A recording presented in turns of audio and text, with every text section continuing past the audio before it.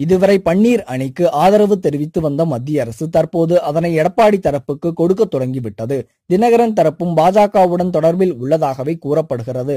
தமிழகம் முழுவதும் பன்னீரின் சுற்றுப்பயணம் பெரும் எதிர்பார்ப்பை ஏற்படுத்தி உள்ள நிலையில் பன்னீர் அணியினருக்கு கூட்டம் சேர்வதை தடுக்க எடப்பாடி அணியினர் கையாண்ட அனைத்து யுக்திகளும் நல்ல பயனை கொடுத்துள்ளதாம்.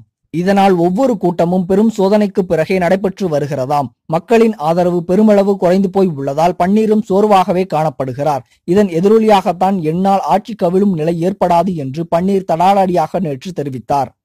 மோடி நமக்கு ஆதரவு தருகிறார், அவர்களுக்கும் ஆதரவு தருகிறார். இவரை நம்பி இறங்கியது மிகப்பெரிய தவறாக போய்விட்டது என நெருங்கியவர்களிடம் புலம்புகிறாராம் பன்னீர்செல்வம். இதனை அடுத்து சசிகலா குடும்பத்தை விளாசி வந்த முன்னுசாமியை பேசக்கூடாது என தடை உத்தரவு போட்டுள்ளாராம் பன்னீர்செல்வம். இதனால் பன்னீர் கூட்டங்களில் அதிரடிகள் குறைந்து சோர்வாகவே காணப்படுகிறது என்று கூறுகின்றனர் அதிமுக தொண்டர்கள். இதுபோன்ற செய்திகளை உடனுக்குடன் அறிய டாப் நியூஸ் சேனலை சப்ஸ்கிரைப் செய்யுங்கள். நன்றி, வணக்கம்.